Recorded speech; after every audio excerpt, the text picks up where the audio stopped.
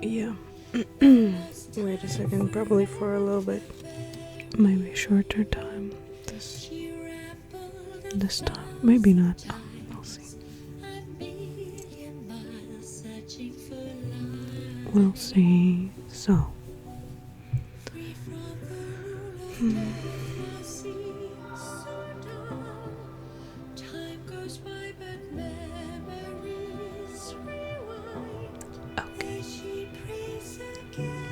Are you here to rest as well? We have Xavier again.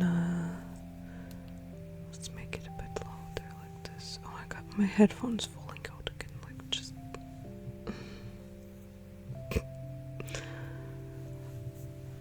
It's almost like if someone counts.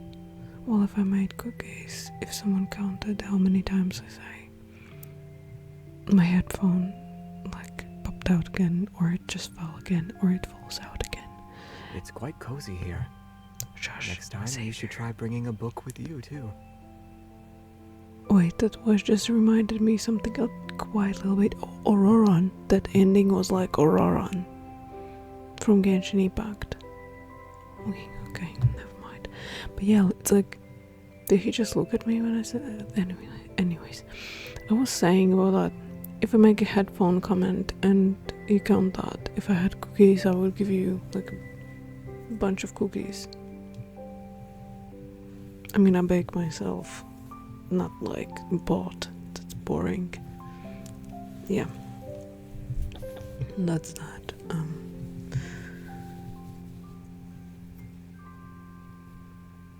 What's here? Oh, Zane, we didn't read his messages previously.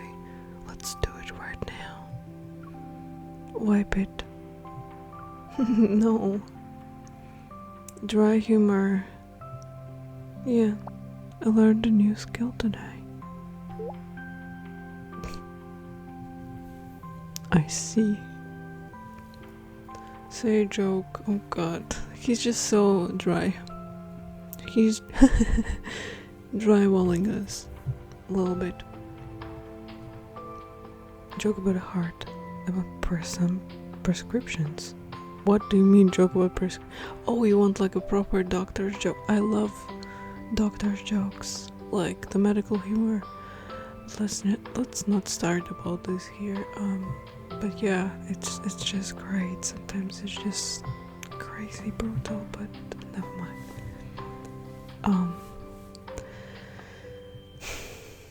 Say a joke. Joke about prescriptions. Joke about the heart. No, prescriptions. A pharmacist gave me the wrong prescription. It was a hard pill to swallow.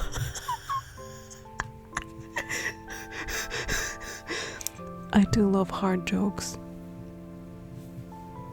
I love my memes hard, my cheese hard, my... Never mind.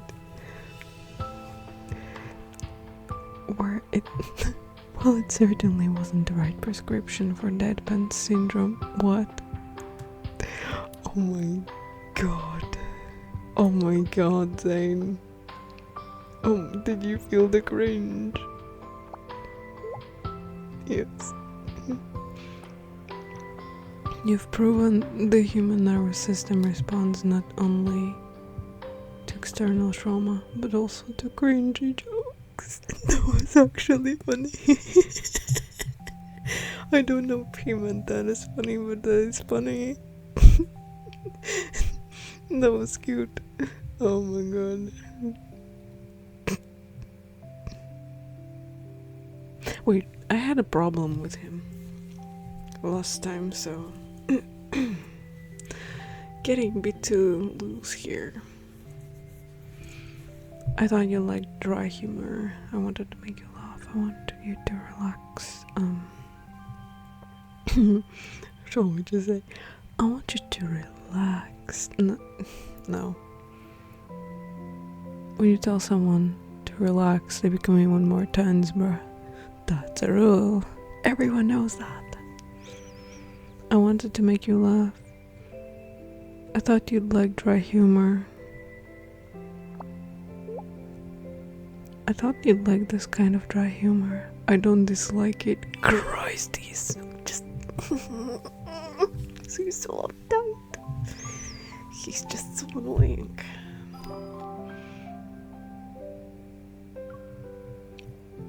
The operating room is cold, so having a laugh to keep me warm is nice. Okay. Oh god, what's the late lunch? Zane, have you eaten already? Yeah, let's give him his own medicine. Why do you ask? Because I made you some pancakes. Wanna help me finish this extra takeout? If you haven't wanna have lunch with me, just think of it as... what? Helping me finish the extra takeout I ordered. 3 p.m. Like before. Has this become your regular meal time? We're quite alike. Isn't it the same for you? We're quite alike. Yes, he says let's put him on the same boat as us, like on the same level, you know, like am I on the same boat as you? Not bad. Oh, you still like my boat? Cool. God. I'm kinda shy right now, actually, I don't know. Anyways, caring for you is like caring for me. Or we're in another time zone. I eat more regularly than you. I mean, no, I actually don't eat very rarely. I shouldn't say that. Zane's gonna become angry. He's gonna become like compulsively. Anyways, never mind. Caring for you is like caring for me.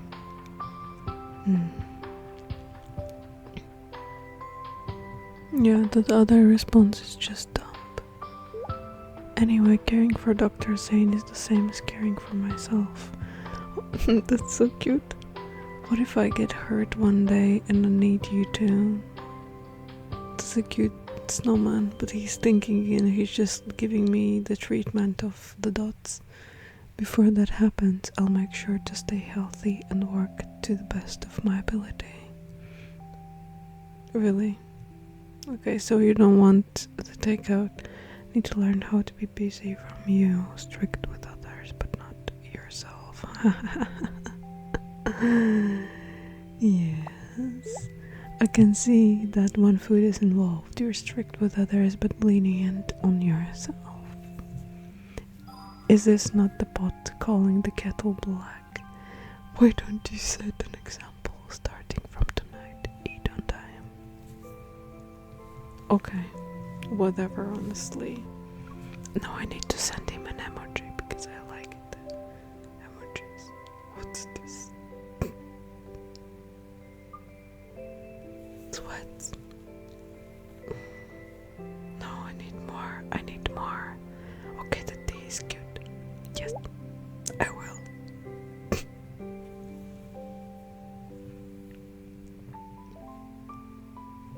What? Based on what you said, it's a big cup of happiness. Oh god, that's kind of cringy. Okay. I'm literally just ignoring Xavier. Should I call him? Let's call him. Oh god, what is this picture? Zayne, are you working tomorrow? I want to schedule an appointment. Are you not feeling well? What are your symptoms? Just gonna describe a bunch now. No, but have you heard of a diagonal earlobe crease? What? Are you referring to DELC? It's also known as Frank's sign. Yeah, I think I found a crease in my earlobe. And I read online that it's a symptom of coronary heart disease. Oh, I actually remember something like that. No, I do. It's like I read plenty of things and information, and I can't like keep everything stuffed in my head. And there are things that I just remember after a little bit of time or reading up something like an information input, not as a whole, but then I'm like, oh right, there were signs and yeah, like Online is in the internet. yes, don't judge me. Yes, it says people with ear creases. Don't judge me. Dr. Zane, I was just like trying to get closer to you by reading up medical information and to not appear dumb in front of you.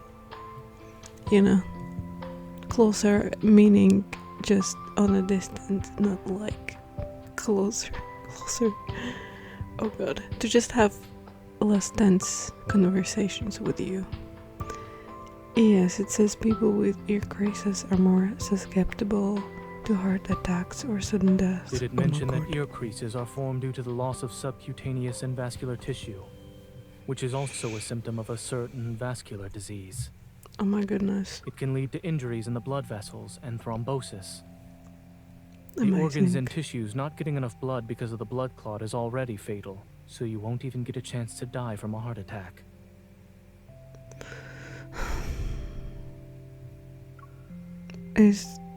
It's not serious? Oh, I'm done for. Maybe I should go to the hospital now. Do you think you can improve my chances of survival? Do you think? Was he laughing? You value your life now, and other times you don't. It's completely random. Huh? What I just said was all made up.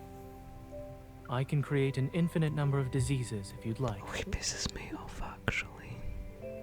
I thought I remembered something, but then he was just making it up. I will go and slap him, because I actually thought I remembered something, but the title was probably incorrect. That's why he said he made it up. I hate him now. I actually do. He just freaking traumatized my tired 3 a.m. ass. Oh my god. I mean, I'm creating this video now because it's more quiet now and it has no background noise and it's nice. So I just thought I can make a quick video and just go to sleep because I need to. I mean, tomorrow is a free day. I can create an infinite number of diseases if you'd like. Right. Saying I'm gonna slap you. Jeez. No, you don't have to. He really annoys me right now. You cover your ears when a doctor gives you advice, yet you believe whatever the internet says. No, that's not me. I don't do that. I would believe what ZAYNE says.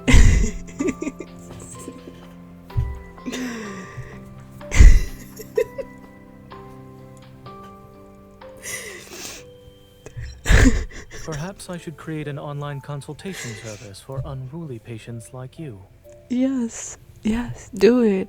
I mean, try to surpass I'll hate him. He already, in Genshin Impact, he already made me a private channel to make applications for him. So like, you can't surpass this right now. So if you want to surpass it, then you gotta put in some effort. ZAYNE.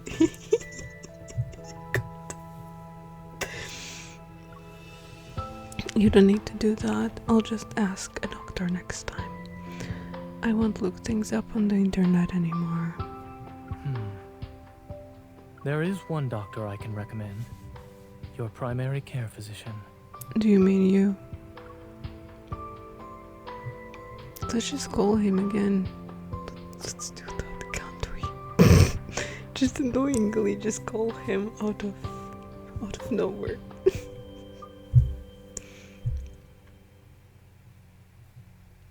What hospital's news alert rabbits have escaped the clinical research center? I didn't know such place existed. Now I'm very tempted to what? I'm not going to like that because maybe he is serious and like we're being a little bit nasty if we're laughing about that. Like maybe that's a real problem. But I thought he was joking at first.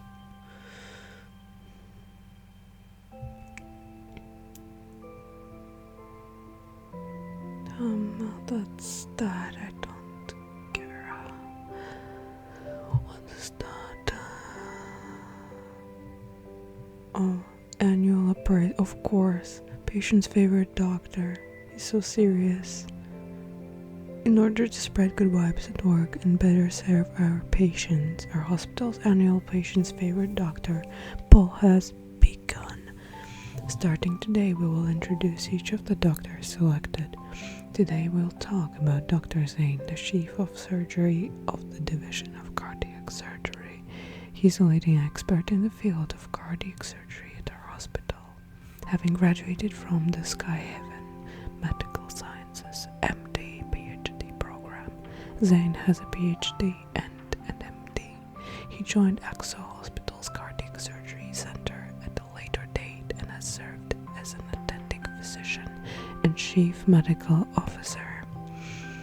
Currently, he's a Chief Surgeon and Principal Investigator of the Evil Cardiac Lab and a lecturer at the Skyhaven School of Medicine.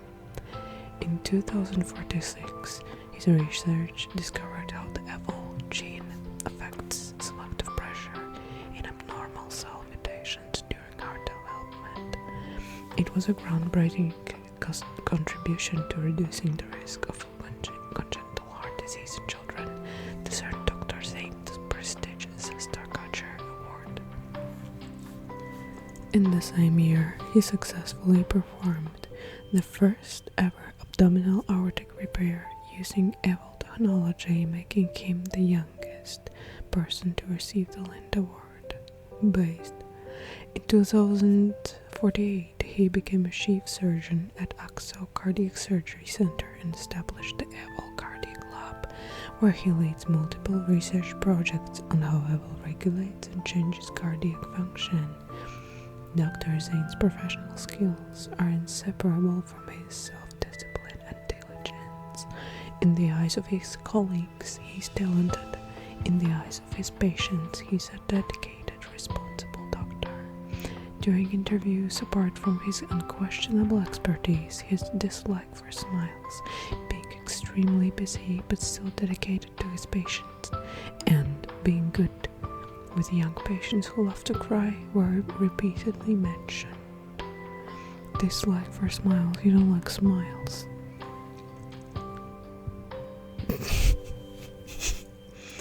Such a 90s thing to say. If you want to support Dr. Zayne, please vote for him. Those eyes, it cracks me up.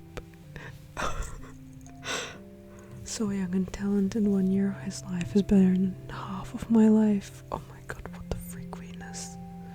I was kind of fortunate enough to get that's the Zayne Simps, to get an appointment with Dr. Zayne for my mom. He's truly a professional. It's very reassuring. That's very nice, actually. That's not a Zayne Simp. That's literally like just a patient who's happy. That's nice. But does this mean I don't have to wait in line for my next appointment? Got so many likes, like thousands. That's crazy. He's so popular. Popular. Zayne is so popular. Alright, I can rest easy knowing I've seen someone fight for a better world. God. That's Zayne Simp. Zayne, our Lord and Savior. Oh yes, that's the winner award of simping, the Simpinaster. The Simpinaster's degree, PhD.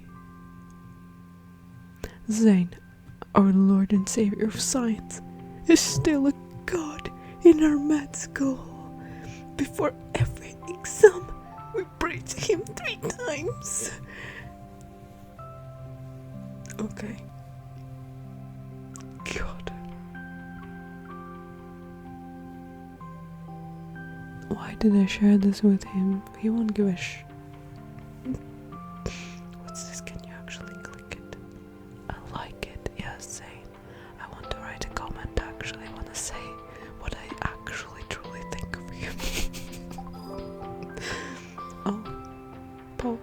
can poke him.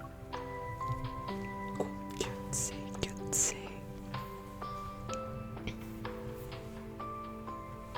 Okay, so Stedel syndrome. Come on, open, please. Raphael. That's very minimalistic, actually, and light. Forgive me, light.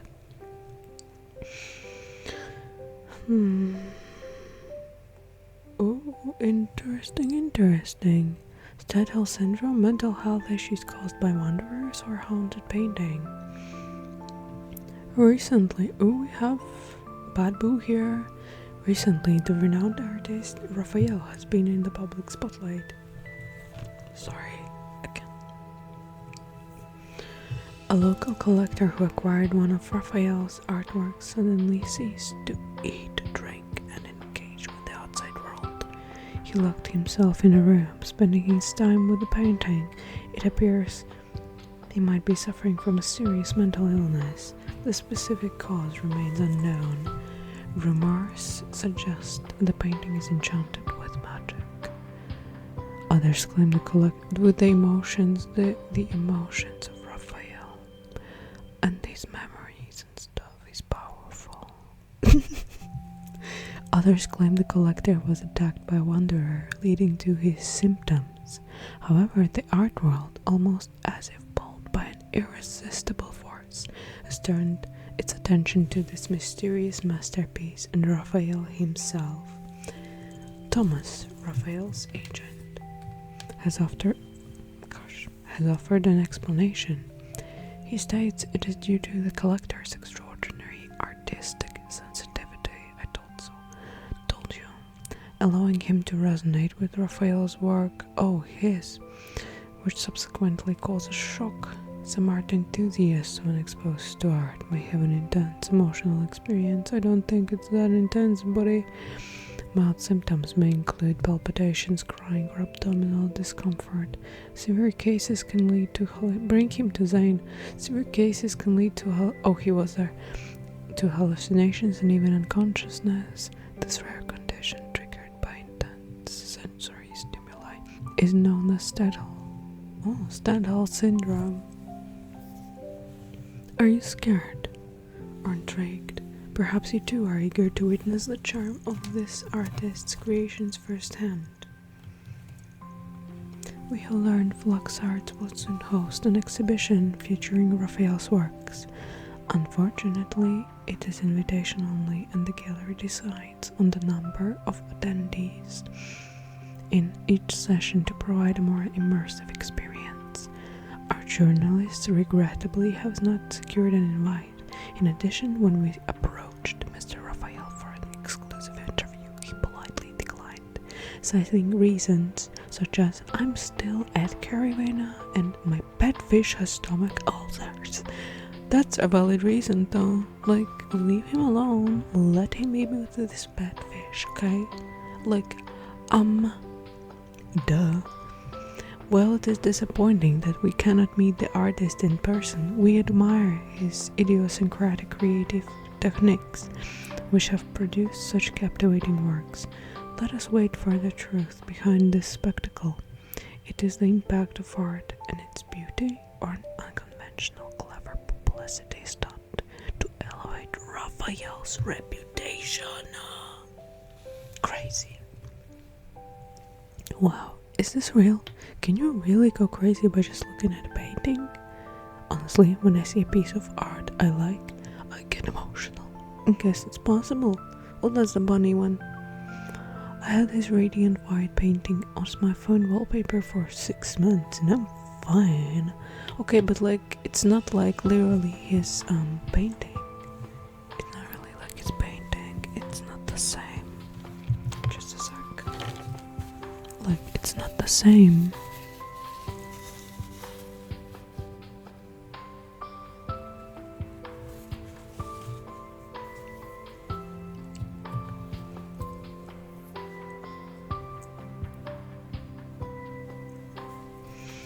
Yeah, it's not the same because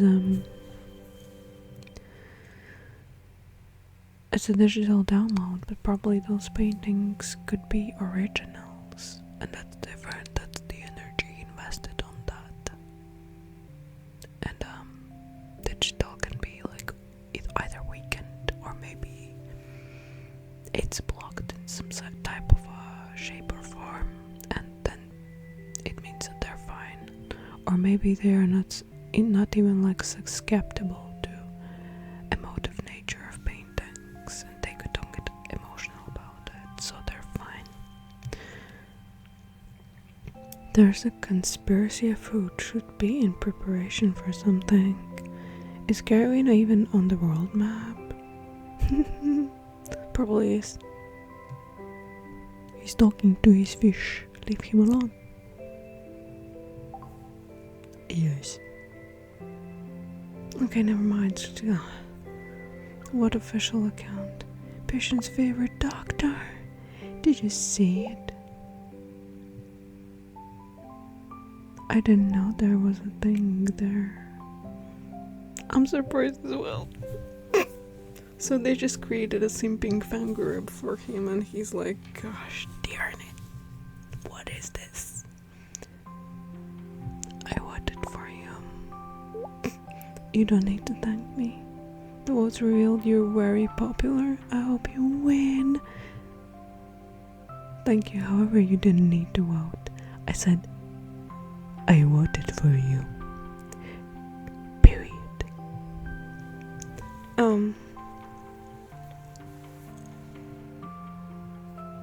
I'll vote for someone else. Fine, I'll take back my vote and give it to a different handsome doctor. I checked the rankings. Dr. Riley from the pediatrics division is ahead of me now. Keep your vote.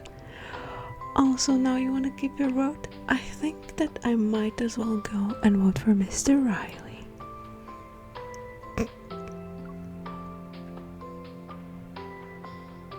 Let's give him his treatment.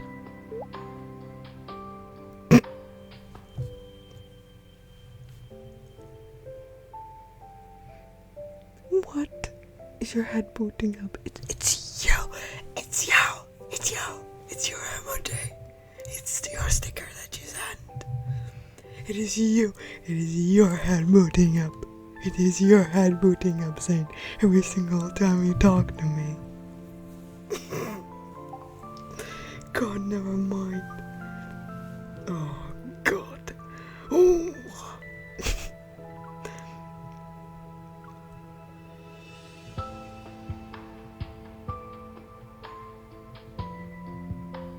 Does this mean you want to go to the zoo?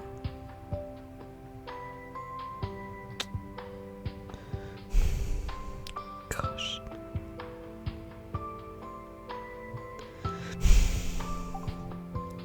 He is literally just gradually annoying me more and more. Gosh dang.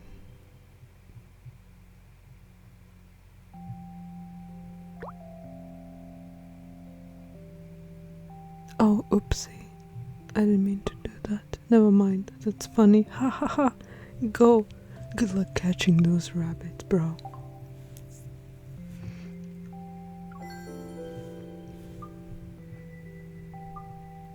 What's happening here?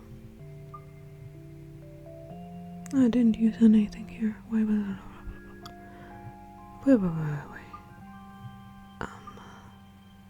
Actually, never mind.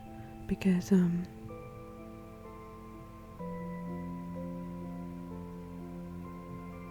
god, it's gonna pop up again. Yes, of course. I don't have anything here. That's fine, let's go. Let's go with the story, actually. Is this the next target? Okay. Let's go. A little bit uncomfortable again. The old painting is taken back to HQ.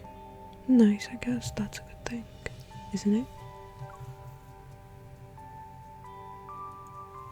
I sit down in a chair. Data analysis as Tara skillfully pulls up information from various databases.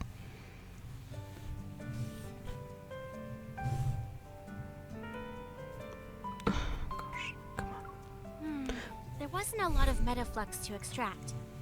It'll be a while before the analysis gives us any useful info.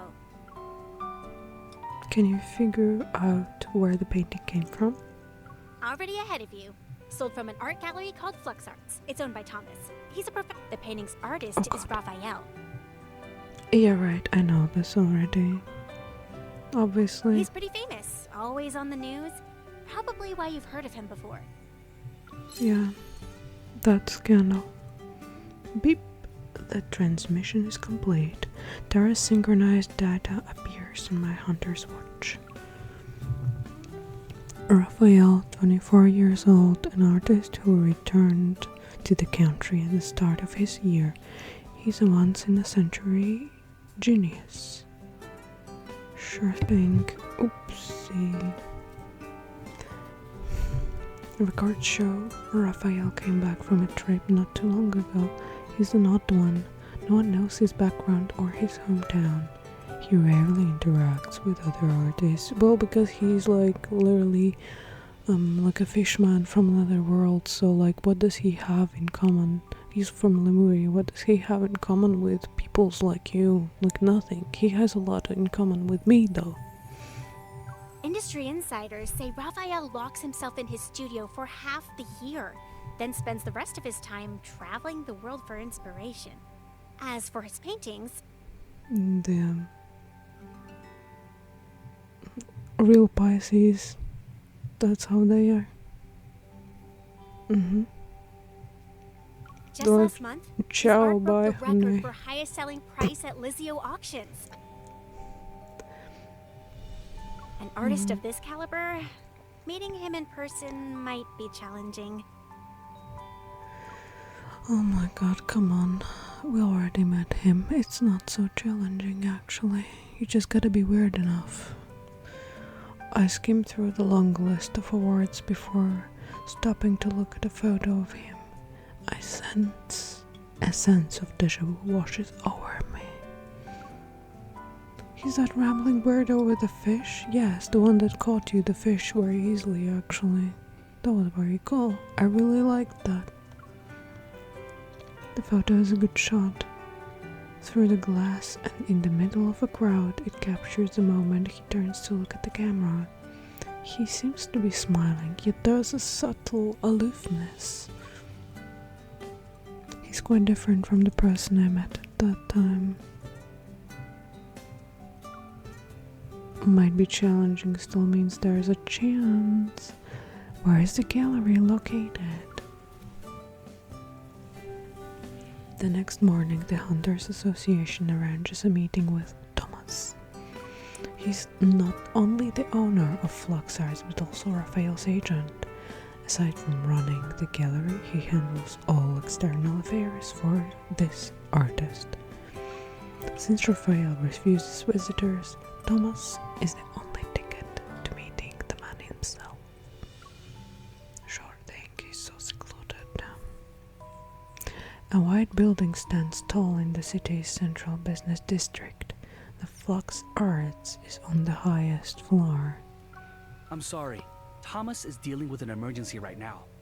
If you're not in a hurry, he said you could walk around the exhibition as you wait. Thank you very much.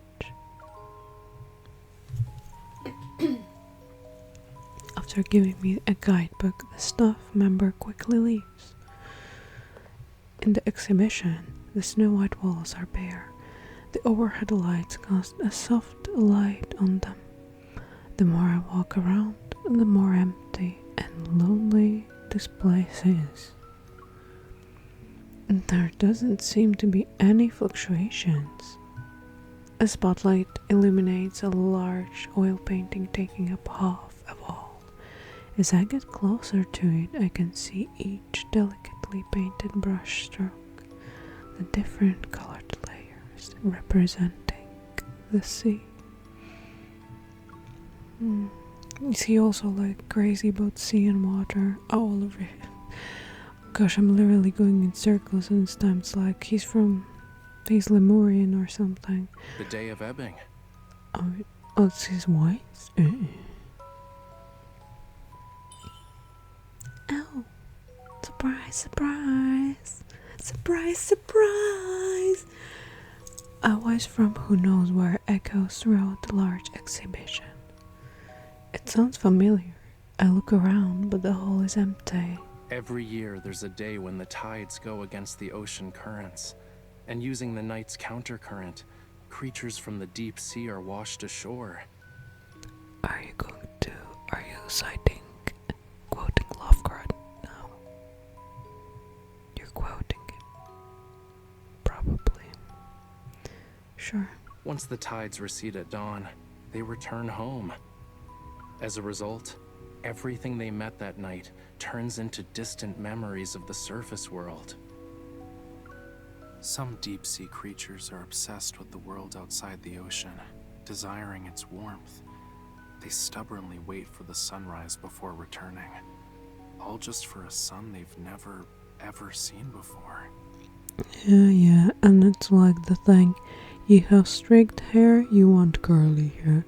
You have curly hair, you dream of having straight hair. The dumb. Yeah. The great craving experiences. Frodo. Who are you?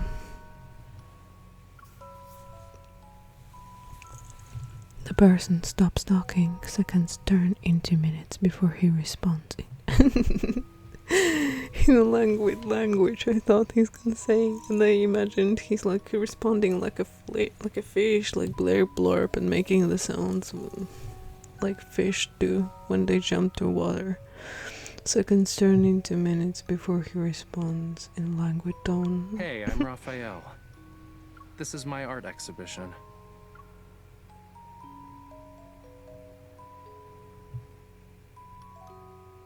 So we actually met him. It's so difficult to meet him. He's such a big person. Sure thing. I guess it was on the cards. The exhibition hall is silent. The hologram projector casts a soft glow as it... Oh my god, I looked at the paintings and I'm like, I'm an artist too. And I literally have 2 paintings of theme of Poseidon, and the other is fish, and like huge paintings as well that you hang on the wall. Yeah, cool. So we're quite similar. The hologram projector casts a soft glow as if to reflect faint particles in the air. Actually, my fish, some wanted to buy my fish, but I did not sell that. I did not sell that picture. Yeah, it's still in my house. A soft glow as if to reflect faint particles in the air. Are you Raphael himself? Where are you hiding? I'm the embodiment of his inspiration and thoughts, more or less. His voice is cold yet laced with a hint of nonchalance. It's an AI.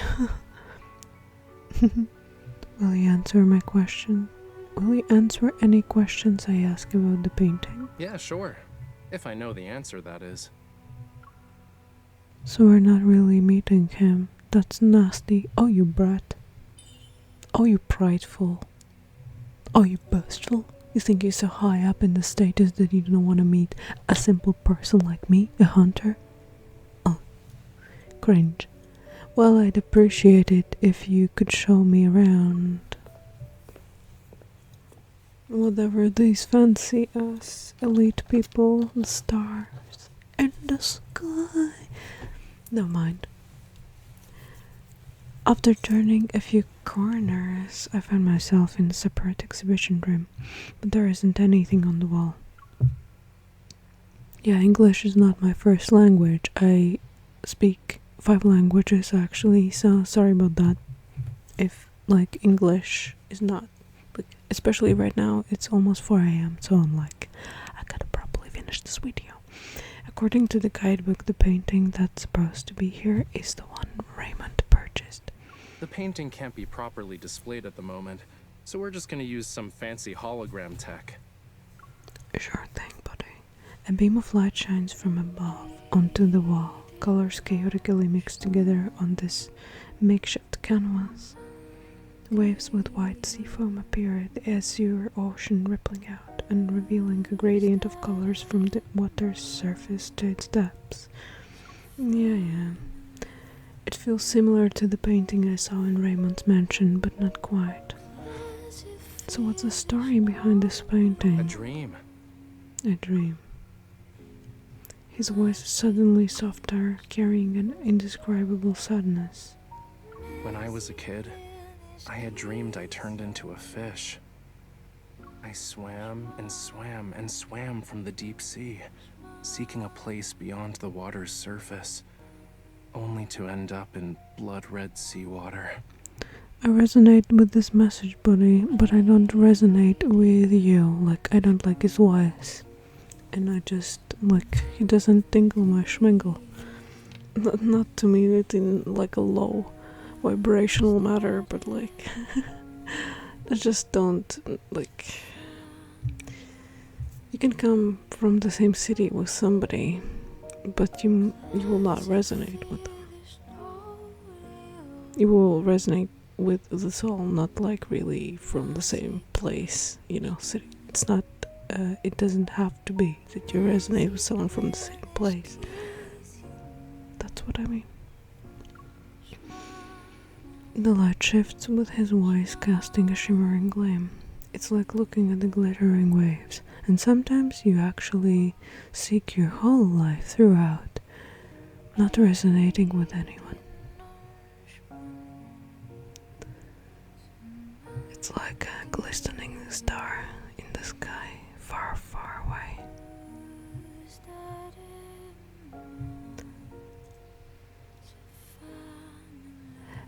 And only you know how it feels. It's like looking at the glittering waves.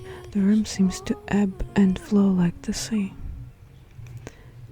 A pinkish hue gradually shifts into a dark crimson. Well, why did the sea turn red? He doesn't answer my question. Maybe he didn't detect any important keywords, so he just kept talking. It was the first time I ever saw such a color. Who knows how many years I've spent trying to recreate it. But I never really could get that same shade of red. It was always a slightly different Is he a hue, siren? you know? If he's a siren, he literally, just like his emotions and arts and stuff, can resonate with people so deeply that they can go mad. They can become super emotional, cry out their traumas and stuff. It can touch them so deeply that they literally can go woo, like kinda crazy. It was always a slightly different hue, you know, even if he tells his life story. For some reason I can almost hear the faint melody from Raymond's mansion again. Sorry, miss. Oh, huh? Oh wow, what a freaking costume. Are you a wizard? Hello, are you going to sell me some potions? Magical potions, perhaps some magical colors. Colors of the sky. I don't know the melody from that movie. The lights in the exhibition hall return to normal and the hologram vanishes. As if waking from a dream, I turn around to see a man standing behind me. He must have approached me when I wasn't looking. I'm Raphael's art gallery manager, Thomas. Sure thing, fine. Thomas, nice to meet you.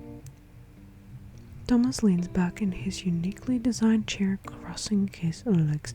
I like that scarf behind that jacket. That's very nice.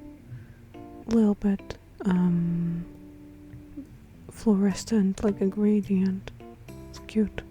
His leather dress shoes shine, he motions for me to sit down across from him. I fill him in on what transpired at Raymond's mansion. I even mentioned the Wanderer being possibly connected to the painting. Thomas's face turns pale, but he quickly regains his composure. So you're suggesting Raphael might have messed with his own painting? Not really. It doesn't matter if he's responsible or not. Since the Wanderer could have been in the art studio, Raphael himself and even your gallery might be in danger. Please tell me everything you know. Thomas rubs his expensive cufflinks, hesitating. It takes a while before he finally speaks. Mr. You know Raymond, something? a renowned art collector famous for his discerning taste, graced Flux Arts with his presence last month. Despite the gallery being filled with better paintings, he was utterly smitten with that one. He needed to buy it. Had to nag Raphael before he finally agreed to sell it. During the process of arranging, displaying, and selling the painting, more than a dozen people have been in contact with it. No one mentioned anything about a wanderer. But what if someone starts to hallucinate because of his art? Thomas pauses for a moment and bursts into a fit of laughter. Is this a defense mechanism, Thomas?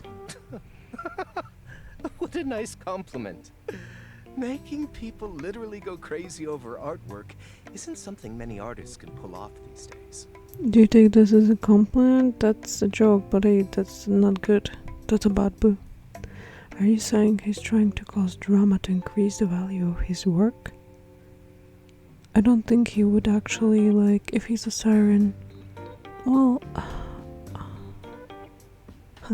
I don't know many sirens, like actual, energy stuff. But like, if he is, then it doesn't have to be like a conscious decision to make people crazy. Like, you just can affect them with his emotions and his art. This energy that he puts into it. It doesn't have to be like a motivation to make people go crazy, Thomas clears his throat and rubs his nose. I wish. If Raphael cared about that stuff, my job would be a piece of cake. Wait until you meet him. You'll see what I mean. Sure thing. He did mention something a while back. So why said don't? He often heard strange noises in the studio late at night. I thought he was trying to trick me. Mondays, Wednesdays, Fridays, he's sick. Tuesdays, Thursdays, Saturdays, a wanderer showed up. Elmo. Could you do me a favor and check if there's actually a wanderer at his studio? I would love to see the tomfoolery he plans to do next. Tomfoolery, I mean, he's an artist. It's called art. A thread of light quivers in the air. The sudden metaflux fluctuation draws my attention to a display case by the wall. What are those over there? He looks over his shoulder. Oh, coral stones. Ooh. Raphael uses them for his paint. Are you interested in them? Coral stones are expensive. I actually want... Oh, I didn't want to get one back when I was traveling. But like... because I knew that they're too expensive. So... yeah, I'm interested in them. Actually, I am. Walking up to the display case, I see the stones are vibrant red, almost like blood. I pick one up. This is the source. Can I take it with me when I see Raphael? Sure. Thomas walks over to the French window. Outside is beautiful scenery as far as the eye can see. I look at where he's pointing. In the distance is a gorgeous ivory structure extending toward the sea. Visit the giant white building over there on White Sand Bay. That's where he lived. His memory is non-existent, so the door's open. You can just walk right in. That's really crazy and bad. Could you tell him to hurry up on that painting he's working on? I already sold it to someone. Okay.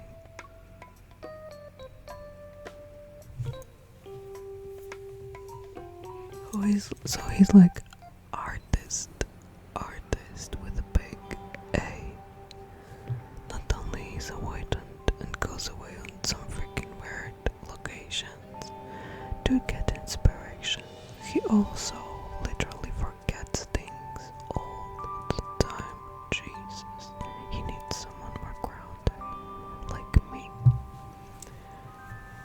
Well, I'm not pointing at anything, you know, just saying the facts. Okay, let's go. Let's do the studio encounter too. He's here, right? Wow, what a place. Mo Art Studio. Well, probably he's here. I mean, he told you. Open the gates. Wow, that's a pretty road.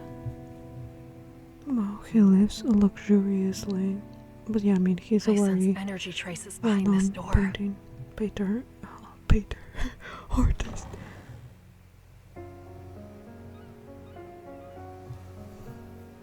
Gosh. She's just sitting there and painting. That's a huge, humongous space.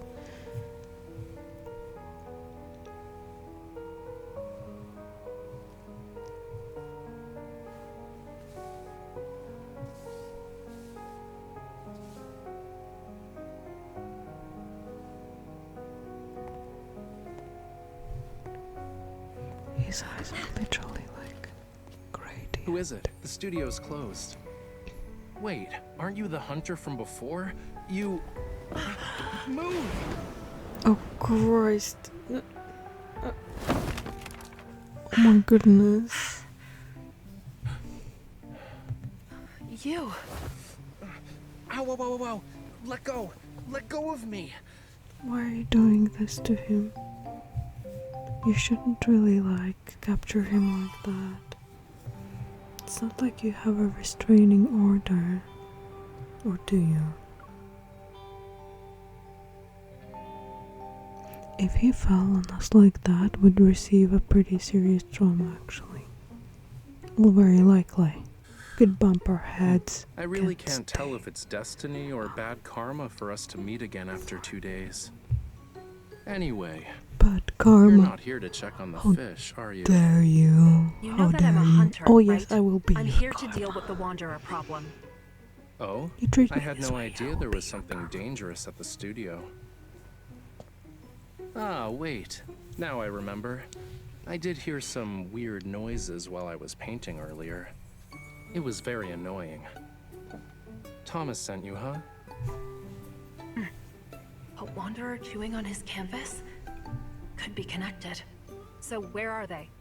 I'm not an animal that can use my ears to locate some prey. It's probably downstairs, upstairs, or somewhere else. You're not an animal. In you're any a case, fish. wanderers are everywhere. Literally. I even heard there's one that's sorta like a lemon. Am I wrong?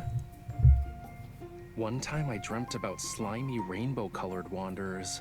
The He paint likes can't to be talk a lot. mutating, right? Unlike the Raphael in those magazine interviews. And a well-known one. Is this what you He's use gonna to make your paints? Thomas let you have it? Other than rocks, do you use anything else that's weird? Well, nothing is weird if you can get color from it. Fine. Do mummy bandages count? Different refinement processes don't necessarily produce the same tint of brown, That's though. not what I meant. What else is there? He's crazy. You should not. You've use asked me mummy so many bandages. questions. Yet you're not here to solve my issues, are you? What are you? I've only used this batch of coral stone pigment for one painting. He's very relaxed. I'm used to dancing. There is something So a you little knew bit about comforting Raymond. in his His erratic uprightness. behavior is related to you. What sort of twisted logic is this? And why are you only thinking about everyone else? I'm a victim too. Also, that coral stone is mine. Give it to me, now. You're not going to tell me the truth, are you? If your art causes any more problems, it won't be just me next time. Really? A hunter can only be patient for 3 minutes? I wasn't done talking. Let me check first. I also would like to know if the problem here is the coral stone. It's hot.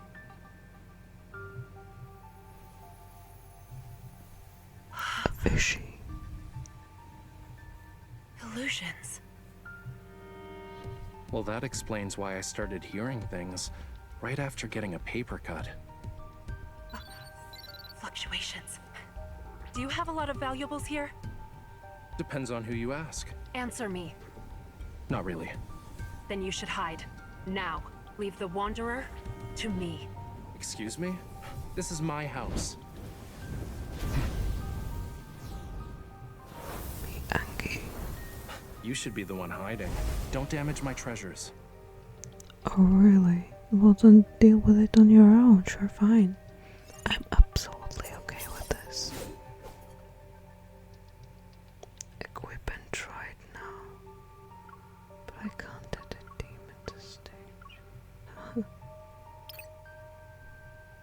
I think it's already equipped anyways.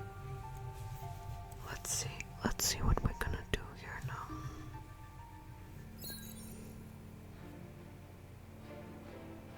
Okay.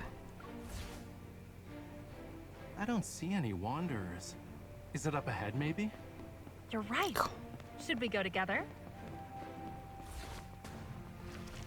I mean, these are different weird crabs.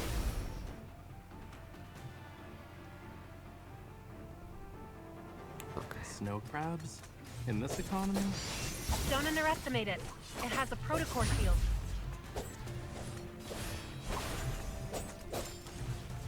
It's trying really hard to act tough, huh? Look out. It's about to throw a fit. This is taking forever, and I'm barely doing any damage to it. Shouldn't we team up? Wait, what is he doing? Okay. Oh, okay. We destroyed one layer. Good job. Shouldn't we use another resonance skill? Our teamwork is definitely getting better, don't you think? I guess.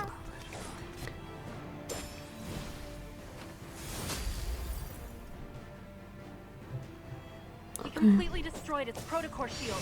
Attack! It's definitely easier to deal with now. Oh wow, he's gonna do something pretty. That's cool.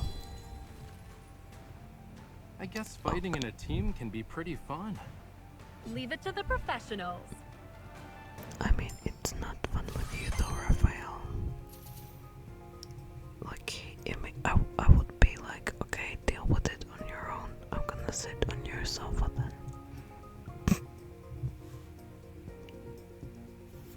Anyways. The metaflux is stronger. Is it because of Raphael's blood? Looks like they're all A-okay. The Wanderer was nice enough not to harm them. I see this coral stone is imbued with some metaflux. Where did you get it? You can't just buy coral stones from the market. I might have bartered with the Sardinian locals, or maybe... Your memory cannot be when that I was bad. in Croatia, there were Wanna check coral my stones collection log? at the market, but they're You really have a log? expensive anyways. There are millions of colors. Not Some like a people even market create market, samples but of their like own paint. market. Still, If it's a there's shop, actually you a don't have problem to, with the source, how are you partner guys with gonna deal with locals. it? Investigate. Might have They're to just close off the area. I won't just give it to you for free, unless we get an alternative. Coral stones can be found near Lincoln City. I was planning to have a look-see. Well, that's It's a shame I got injured today. I can't even lift a paintbrush. I'll be in trouble if I encounter any danger. Alright. Super annoying What do you want? and bratty. I I saw how you fought, quick and precise. That final strike was unlike anything I've seen before. If you could be my bodyguard. What? Protect me on our journey together. If we find an alternative, I'm gonna I'll freaking happily give you what's sandwich in you. my hand right now. Oops, I meant like, you know, Don't like worry, slap on I top. can wait. Consider this a private Like commission angrily. for yours truly. He's annoying. The door's over there. This mission is What too the important. frick? So, I have no choice but to play along for now. Alright, I'll do it. But don't push your luck. Real. Great, I'll let you know the push time your and place.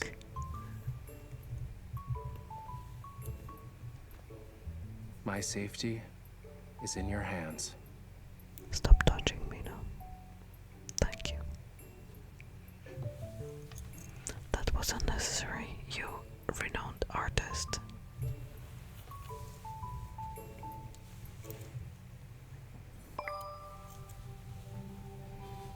Okay, cool.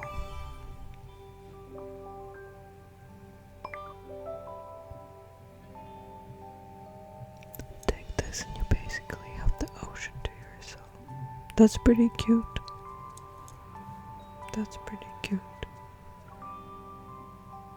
Oh my god, why did I press it? Okay, never mind. I look out the train's window. The scenery rapidly fades into the distance. Due to the frequent appearances of wanderers, property values surrounding Imperial Ring District 23 have plummeted. Experts are calling on hunters to address the issue. Skyhaven Aerospace Academy's opening day is just around the corner. Those interested in a campus tour can sign up on the official website. Above the glass dome of the train, looming metallic skyscrapers gradually appear. The neon lights flicker in the rain, their kaleidoscopic colors are reflected on the windows. The Girlstone's metaflux is faint. It must not be easy to detect, huh? Don't worry. I'll let you know the results as soon as we get them. But we did stumble upon something new at the abandoned research base. Interested? Yes. What did they find? A box with illegally sold protocols. No. A stele. It's got all these weird patterns and symbols. They found it in the area we've been keeping an eye on. But wasn't the base specialized in researching protocols? How did this happen? Who knows? Sadly, part of it blown up. Nero mentioned something about it. As the train enters a tunnel, a whistle reverberates. Tara's voice becomes muffled, and alongside the sharp noise are ripples in the air. Something's not right. I look up, the glass dome reflecting weary faces illuminated by the screen's glow. It's evening, a rush hour, and the train is mostly filled with office workers and students. What is that? Amidst the panic, the train exits the tunnel. At that moment, accompanied by an alert from the Hunter's watch, a shadow passes the dome. It sounds pretty loud over there. Is something happening? There's a wanderer outside the train. Sync up with my position now. Got it. Switching to the emergency comms channel. Stay on your toes. Okay. We are approaching Universum Station. Please get ready to exit the train. Passengers should use the doors on the left. On the go. Let's jump out.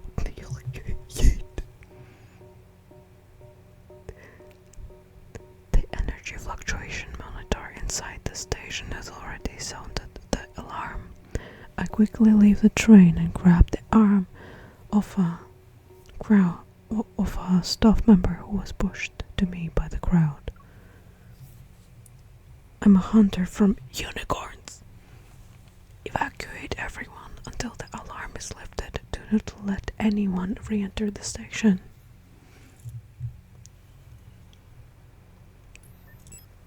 The young man with silver hair strands in front of a vending machine. He moves his wrist near the green code scanner. Click. He slowly bends down. He's waiting for the energy drink to roll into the compartment, seemingly oblivious to the chaos around him. You got help out your new teammate. Hey, young lady, you can't go there. When he lifts his head, a figure enters his line of sight. They gracefully walk on the train's dome and leap over the platform, landing several meters away. Huh? Oh. We didn't expect things to escalate so quickly. I've sent you the rendezvous coordinates. You'll also receive her personal info. The hunter fastens the strap to the specialized hunter zipline and gives it a strong pull. Whoosh! It disappears, a dot in the night sky. No need to bother. We've met before. Yeah, I remember. And also unnecessary touching. Regardless, her abilities are unique compared to the rest. You need to protect her. Xavier looks up, staring at the dark clouds in the sky that have encroached over the city. She doesn't need protection. Really. Lightning illuminates that night. Thunder roars as heavy rain engulfs the neon-lit Lincoln.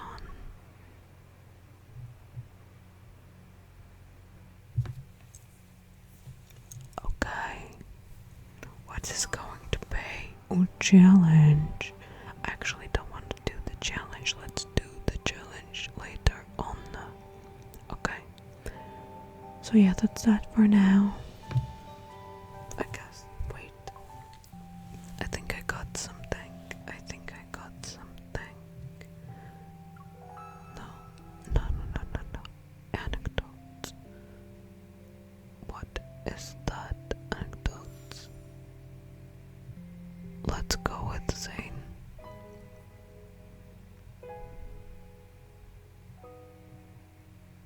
What is this? The legendary Dr. Zane. The office lamps in front of John. To say he's nervous is an understatement. Since the beginning of his internship at Exo Hospital, he has heard rumors about the chief of surgery, Dr. Zane. They say he's an extremely cold person. He never talks to interns unless it's about work. If he finds out you made a mistake, he rips you a new one.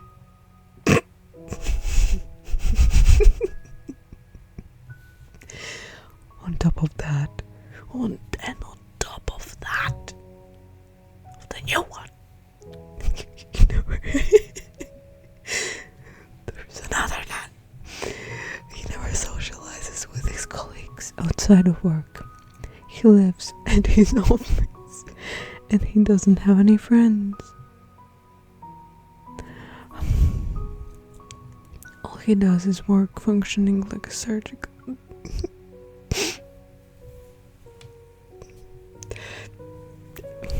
Kinda resonate with that, Zane. We're so similar. Kinda kidding, but kinda not, actually. They also say Zane knows the best ways to get to your heart, literally.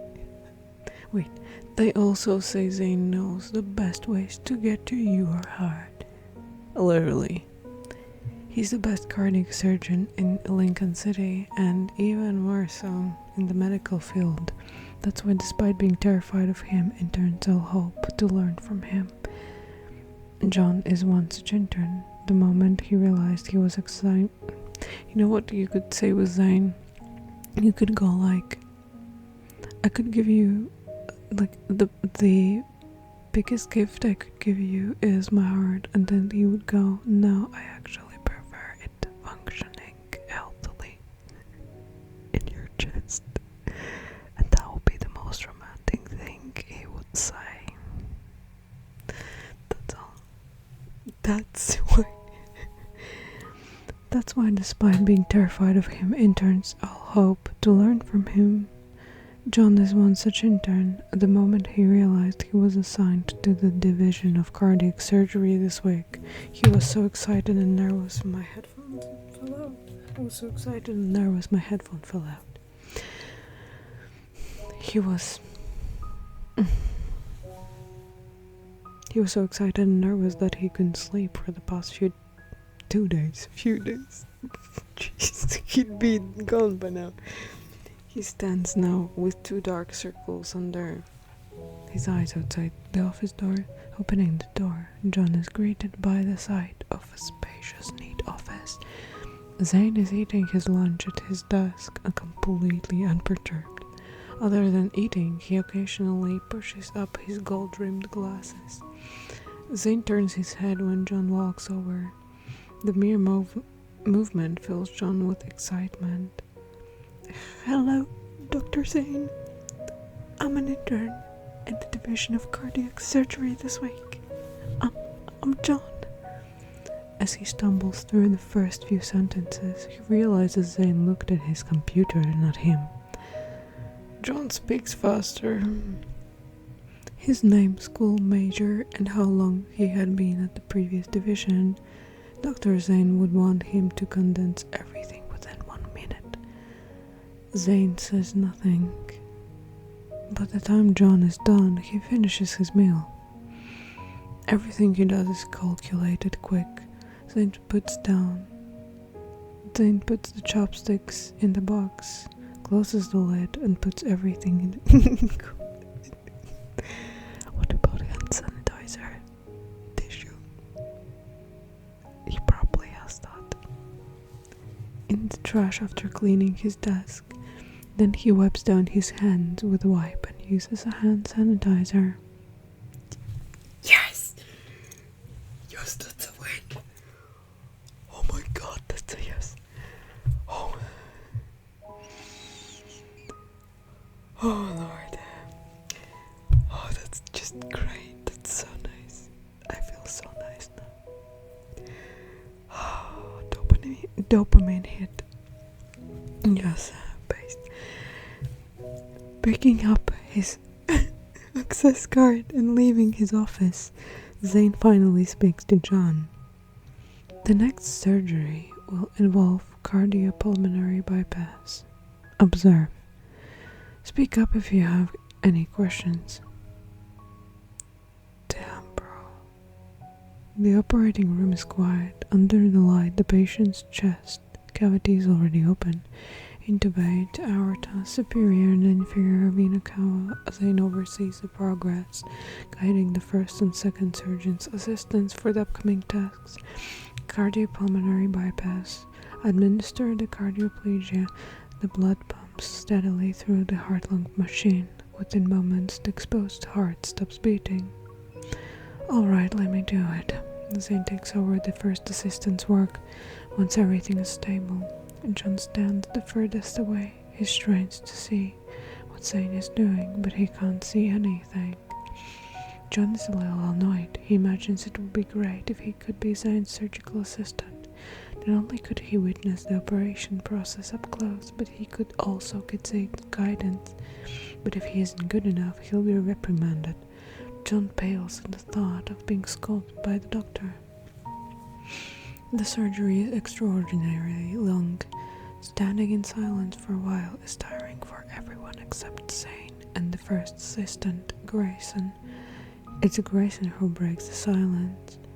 What did you do in the operating room before, John? Startled John knows the most stressful moment for all interns is upon him, being asked a question by someone higher in the hospital hierarchy. I worked with Dr. Lewis. Hepatobiliary and pulled the hooks during surgery. Grayson smiles. Dr. Lewis, huh? He's a great teacher. He invited us to his place for cow dung hot pot after an operation once. John has tried it before. Cow dung hot pot. That's the one where they mix a cow's half-digested stomach contents in bile, right? The nurse shudders. Half-digested food? Bile? Is that edible? And isn't bile bitter? The moment Grayson opens his mouth, words just stream out like a fountain. It's only a little bitter. It's quite nice when you eat it hot. Dr. Lewis didn't have any though because he was called back to the hospital. Something about a student losing something in the lab. When the conversation becomes more and more lively, Zane suddenly speaks. Maybe they lost a gallbladder. Grayson's smile stiffens. Everyone straightens their posture, their expressions more serious than the ones they'd have if they were yelled at. John can't decide if Zane is joining in on the fun or reminding everyone that they're working. All he knows is that his stomach is churning and he can't help but think. This expert heart surgeon is truly terrifying. I mean, real scarier than a demon. Real. I mean, look at Zane's eyes. Like the stare he gives you when he sits in front of you. Fucking creepy. Creepy. He's staring into your soul and saying nothing. He's observing. He's like not just a surgeon, she's like a freaking psychologist. The next morning, 2 sets of mismatched. You are like under his surveillance, under his. You're like his object in his lab. He's watching you, trying to analyze what you're saying. The next morning, 2 sets of mismatched footsteps echo down the hall. One is quick and heavy while the other follows hurriedly. You didn't say much yesterday. I didn't expect you to be so lively. The moment they go upstairs, Grayson is bombarded with John's questions about Zane. It gives him a headache. Well, Dr. Zane isn't here and checking patients is relatively easy. I'm not as nervous. It's only easy because you haven't met any with particularly nasty attitudes. The kind that refuse to be treated or take their medicine. Grayson shakes his head with a pretense of maturity. You know nothing. As they speak, they arrive at the door of Ward 3. When John notices where they are, he recalls relevant information. Zach, the patient in Ward 3's bed 12, underwent a heart valve replacement surgery last week. He has to stay in the hospital for 3 weeks for observation and is expected to be discharged this week. Then, what should I do if I encounter even an unusual noise comes through the door before John can even finish his question? Hurry! Careful now. Sir, you're going to hurt your teeth. Damn it. He's definitely causing trouble again. Grayson says as he pushes open the door. Help us! John follows. Inside, 2 nurses are holding down Zach, tying him down. By the time Grayson approaches them, the nurses have tightened the last strap. Another nurse reaches for whatever he's biting down on. Damn, what a dog. He resists, twisting and turning as he cries out. Gosh, is he like mentally ill? What happened to the special care we were supposed to give? Grayson asks. What's in his mouth? An access card. The nurse is sweating from tying up Zach, or maybe from anger. He took it when I wasn't looking. Is he like addicted to some drugs or wanted something? John looks at Zach, who is unable to move but still restless. Do we need sedatives?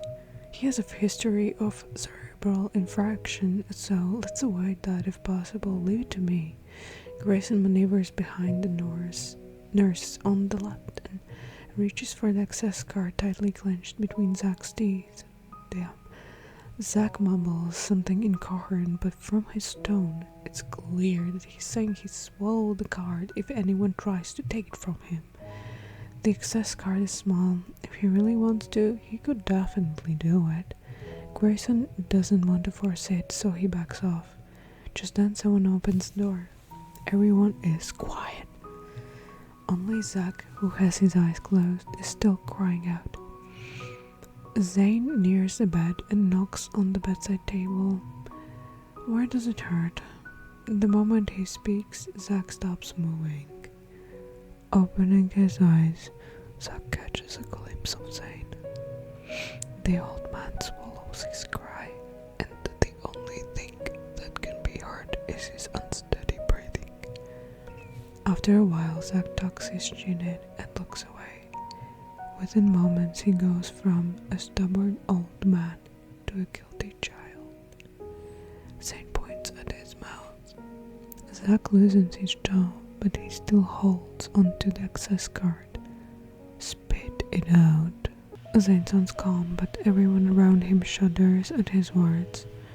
Zack finally spits out the card. He quickly begins to talk. I'm so bored. No one would talk to me, so I thought. Zane looks at the old man and says nothing. His eyes revealing nothing. Why didn't you make his eyes like black? That would be absolutely demonic, because imagine him just staring and just black. Like black. Green is like a warm color, so more like amber green. Yeah. I'll stay with you. Zack gulps, wraps himself in his duvet and lies back down on the bed without a word. Zane looks away from the old man and mutters something to the nurse. Then he leaves. The ward falls quiet, as if the commotion earlier didn't happen at all. John tries to calm his racing heart, and a chill racks his entire body. Dr. Zane is scary by being able to frighten even an old man. He's a demon. He's a demon lord.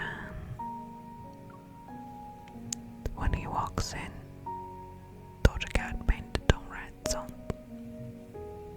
Yeah.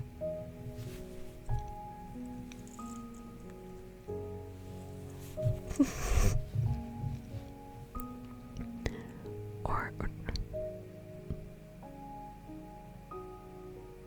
what was that song called? Or Chase Icon, Like Me. Yeah, that one. Like he walks in and there's that song. Under the sunlight. Damn, is it gonna be like really? Oh, till 5th. Okay, we can do this. I mean, I can do this. John learns from the nurses that the old man from Ward 3 is not the only one who listens to Zane. All of his patients, no matter how temperamental or troublesome, become obedient and meek in front of him. As expected of Zane, the man said to be able to terrify anyone. He has an aura. He has an aura. Frodo. Okay, I'm good stuff. But yes, he has that aura.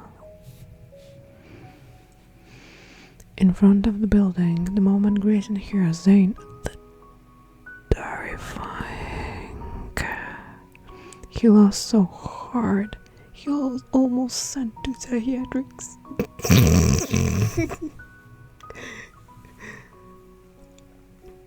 John instantly regrets saying these words, worried it'll make its way to Zane. Oh, it will, yes, it will, it will. He repeatedly shushes Grayson. Grayson slowly stops laughing. When I first met Zane, I felt the same way. He had this stay away. Stay away. Wipe. John nods. He's probably where goes Dillium. John nods. Yes, the stay away wipe is strong. But Zane isn't that hard to get to know. Grayson says with a smile, patting John's shoulder. The sun shines on the garden. Most people sitting on the grass are wearing hospital gowns or trying to find a good spot to sit in the sun. John looks for Zack in the crowd. He heard from the other patients in Ward 3 that the old man got permission from the nurses to stretch his legs. After doing half a lap around the garden, John finally sees a familiar group of elderly people. He spots Zack sitting at a stone table, his hand lifting and lowering from time to time. He's playing chess. With Zane? John's view of his opponent is obscured by the bushes. He moves to the other side, away from the bushes. The person playing chess with Zack is Zayne, who wears normal, regular clothes. John's jaw drops. According to the schedule at the hospital, it's Zayne's day off today. Zayne only takes a day or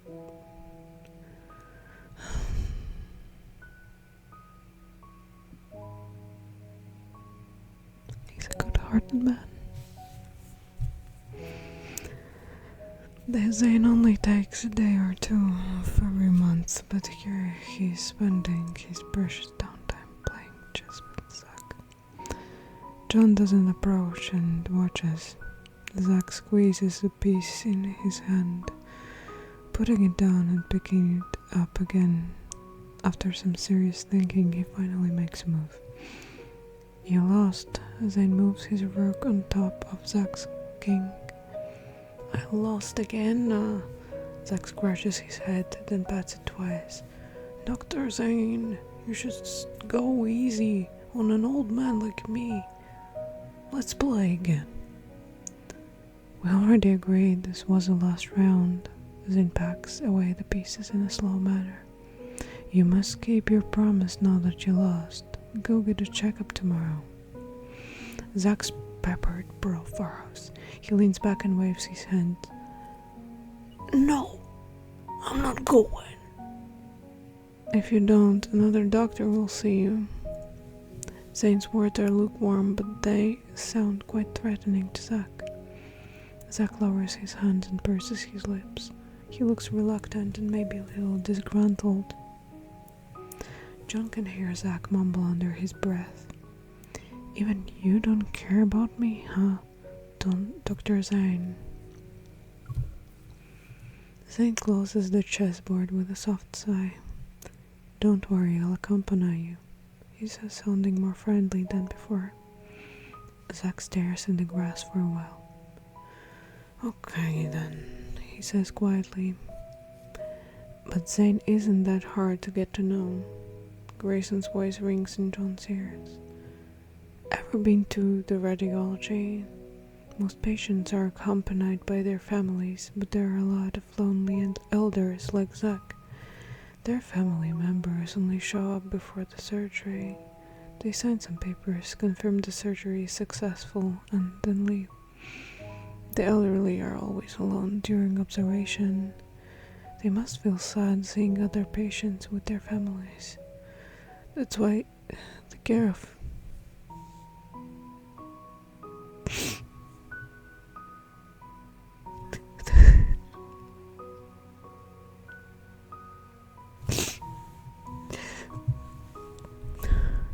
don't mind that, just something I've seen and been through. Something I've seen myself. With my two eyes, oh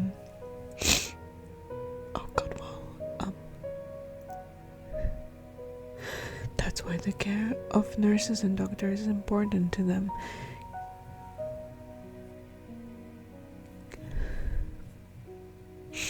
Caring for them to the extent Zayne does, though, it's rare. He's drawn back from his thoughts at the sight of the old man and Zayne talking and laughing for the first time. John doesn't feel Zayne's coldness. It's almost as if it's been melted by the same sunlight that blankets the grass beneath them. Look at the next one. Once ice melts, and it's the 5th. Oh, and we have the 6th. Damn, this is crazy. Okay. At noon, John stands in front of Zayne's office with Zack's report in hand.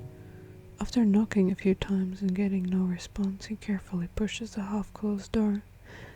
Inside, Zayne is leaning back against his chair. His eyes are closed, appearing to be asleep. John tiptoes into the office and places the report on the table. Zayne doesn't move, nor does he open his eyes. Has this afternoon's surgery started? Not yet. It's an hour away. You still have time to rest, John says quickly. Zayne lets out a soft hum and sits up. I feel so sad for him, actually, for saying, like, it was told that he doesn't have friends. It's like, even he's so annoying sometimes, I would probably still accompany him, at least at like lunch times and stuff. Like, not as a, like, you know, like, I feel so sorry for him, man. Well, he's actually a good person, so yeah, I appreciate a good person. And he's very valuable, so yeah.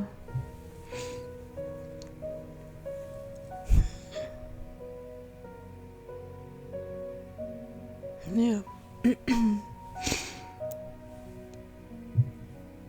I mean, as a result, then I also wouldn't feel alone, you know. So that's like tick in the boxes, both boxes. Yeah. Remember to check on bed 32, he says as he wipes his brow. Okay, John has already memorized every patient in the hospital. Bed 32 is Jan, and they checked on her yesterday. But Zane continues, call her family and tell them they must come with her to her examination tomorrow morning. Understood. John knows Jan's examination tomorrow includes an enhanced CT scan that requires a contrast agent. If they can't make it, you go with her. Right, John says after a pause. Zane notices John's brief hesitation. Is there a problem? He asks, glancing at him. John, no longer is scared of Zane as before, speaks, albeit still a little warily. John doesn't seem to trust me that much. Wouldn't it be a bit... Zane thinks for a bit. When I first started, I did a lot to earn the trust of my patients. They know who actually cares about them. After a few beats of silence, John says, I understand. Every intern is prone to be influenced by powerful teachers. That's why at this moment John feels Zane's teachings have been ingrained into him. No, I still have an ick for Zane though. It's unchanged. But I would overcome that ick to accompany him. Unless I know that he's playing chess with someone else, then I'm like, okay, fine. Go off. Yeah. The best doctor. The next morning, as John is taking Jan back to the ward, his phone starts ringing. The caller ID shows it's a nurse from the Division of Cardiac Surgery. The nurse speaks concisely through the phone. Zane's second assistant is unwell. John is to replace him immediately. The info takes John by surprise. He struggles to process it and is a little stunned. It isn't until he's changed into his lab coat does he truly realize he has the opportunity to be Zane's assistant. Dreams come true. After confirming that he has properly put on his mask, cap, and shoes in the mirror, John sanitizes his hands and watches as the door to the operating room slowly opens before him. Under the light, Zane stands by the operating table. Beside him, there is an empty spot where the second assistant should be. John can hardly believe it. He's actually allowed to stand there. It's a heart transplant surgery with a difficulty akin to walking on a tightrope on a cliff. Any small mistake could result in severe bleeding for the patient. John carefully observes and performs his assigned tasks, and when it comes to the crucial moment, he doesn't even dare to blink. He watches as Zane's hands skillfully manipulate the surgical tools, implanting the artificial heart and completing the positioning of the other devices. Everything is ready, and the pump has been turned off. Now all that's left is to wait for the heartbeat. 1,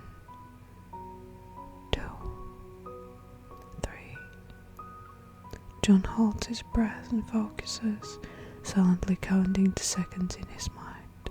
It feels like a century. Then the data appears. The patient's heart beats once more. The artificial heart is working. A man deemed to be dying in the medical field is alive again. Although John had a thorough understanding of this technique back in med school, he now realizes that theory is no match for practice. I mean, of course, that's all technical stuff. This experience is surreal, leaving him in awe. He can't help but look at Zane, trying to find a similar excitement in the surgeon's eyes, but Zane simply announces the success of the surgery calmly. Then he turns and walks away from the operating table. That's right. Dr. Zane should be used to this type of surgery by now. After leaving the operating room, John still can't help but want to talk to Zane. Before Zane can leave, John asks hesitantly, "Dr. Zane, why did you call for me today?" Zane continues washing his hands without even looking up. "You needed to write a paper about this subject." John is taken aback, his gratitude preventing him from fully expressing himself. He settles for a simple, "Thank you, Dr. Zane." As his time at the Division of Cardiac Surgery approaches its end, John is reluctant to leave. His fear of Zane has, little by little, begun to melt in the warm sun since that day in the garden, completely disappearing in the operating room. The day before he's scheduled to leave, a student who is about to be rotated and approaches him and asks, "How was it to work with Dr. Zane? I heard he's scary, but he's a really good surgeon." I'm conflicted. Now, hearing others describe Zane as scary makes John want to defend him. Don't listen to them. Dr. Zane isn't scary at all. Confirmation. Oh god. John is at loss for words, and despite rattling his brain for half a day, all he can say is this: he's the best doctor I've ever had the pleasure to meet. And that's all for the reading part. Gee, yikes. I can't look at him the same way anymore. But wow, that look is cute. What is this? For reading. Thank you, that's the award. Jeez, oh god. What is this, by the way? Yeah, I mean, we already read that, so. A Pure White Heart. Yeah. Maybe John's, heart melted. Mine didn't, though. I'm a nice queen. I still have an ick for Zane. So, what's that? Events? Memories, new memories. Give me, what's that? What's going on here? What is going on here? I don't see a thing. There probably was something, but I'm like just a bit too tired to see a thing. That reading was so long. Did you like that?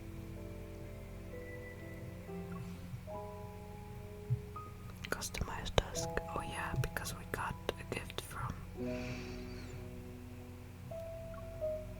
Is that like a Raphael style or something?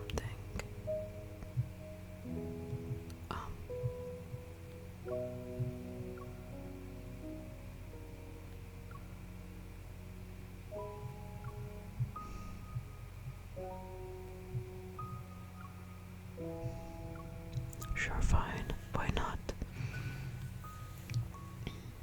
What else is here? Nothing. Nice, thank you. What does he need? What is this?